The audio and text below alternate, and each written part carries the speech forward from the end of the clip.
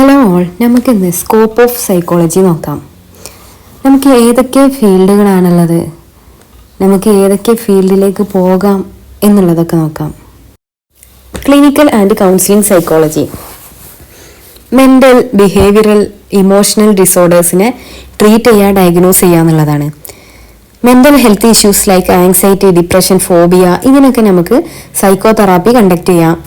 അതുകൂടാതെ IQ, personality ടെസ്റ്റുകൾ, അസസ്മെൻറ്റ്സുകളൊക്കെ use ചെയ്യാൻ കഴിയും. സ്ട്രെസ്സ്, ട്രോമ ഇങ്ങനത്തെ സിറ്റുവേഷനിൽ നമുക്ക് കോപ്പിംഗ് മെക്കാനിസംസ് ഡെവലപ്പ് ചെയ്യാനും കഴിയും. ഇപ്പോൾ ഒരു എക്സാമ്പിൾ പറയുകയാണെന്നുണ്ടെങ്കിൽ, ഇപ്പോൾ ഒരു പാനിക് അറ്റാക്ക് ഉണ്ടായിട്ട് അതിൽ നിന്നും പേഷ്യൻറ്റിനെ ഓവർകം ചെയ്യാൻ ഒരു കൗൺസിലർ ഹെൽപ്പ് ചെയ്യുന്നു എന്നുള്ളത്.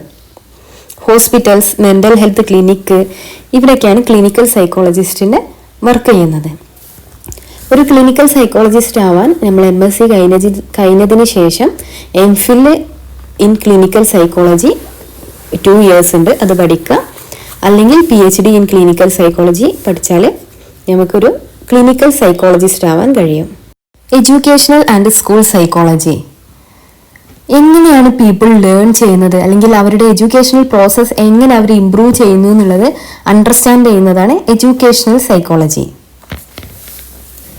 ഇതിൽ ലേണിംഗ് ഡിഫിക്കൽട്ടീസ് അസസ് ചെയ്യുക, അതായത് ലേണിംഗ് ഡിസബിലിറ്റീസ് ഉണ്ട്, ഡിസ്ലെക്സിയ, ഡിസ്ഗ്രാഫിയ, ഡിസ്കാൽക്കുലിയ ഇതൊക്കെ അസസ് ചെയ്യുക.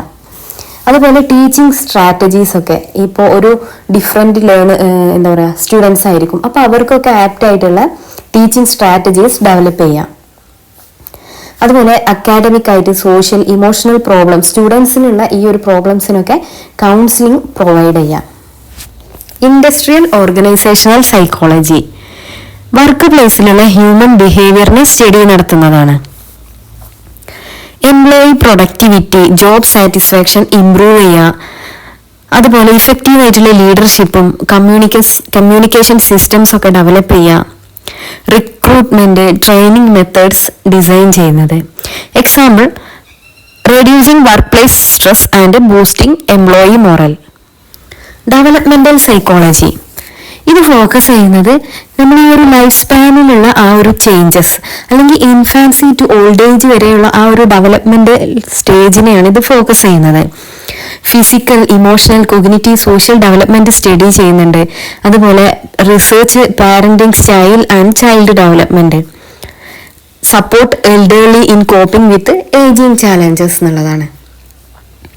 എക്സാമ്പിൾ പറയുന്നത് studying how language develop in toddlers. Social psychology എങ്ങനെയാണ് പീപ്പിളിൻ്റെ ബിഹേവിയർ ഒരു സൊസൈറ്റിയിൽ, കൾച്ചറിൽ അല്ലെങ്കിൽ ഗ്രൂപ്പ്സിലൊക്കെ ഇൻഫ്ലുവൻസ് ചെയ്യുന്നതെന്ന് സ്റ്റഡി നടത്തുകയാണ് ചെയ്യുന്നത്. ഇതിൽ social influence, persuasion, group behaviour ഇതൊക്കെ അണ്ടർസ്റ്റാൻഡ് ചെയ്യുക. അതുപോലെ പ്രെജുഡൈസ്, ഡിസ്ക്രിമിനേഷൻ, സ്റ്റീരിയോ ടൈപ്പിംഗ് ഇതിനെക്കുറിച്ചുള്ള സ്റ്റഡി നടത്തുക, അല്ലെങ്കിൽ ഇതിനെക്കുറിച്ചൊക്കെ സ്റ്റഡി ചെയ്യുക. ഹ്യൂമൻ റിലേഷൻഷിപ്സും ആൻഡ് സോഷ്യൽ ഇൻട്രാക്ഷനെ കുറിച്ചിട്ടൊക്കെ എക്സ്പ്ലോർ ചെയ്യാം. എക്സാമ്പിൾ പറയുന്നത് ടീനേജേഴ്സിൻ്റെ ഇടയിലുള്ള പിയർ പ്രഷറിനെ അനലൈസ് ചെയ്യുന്നത് എങ്ങനെയെന്നുള്ളതാണ്.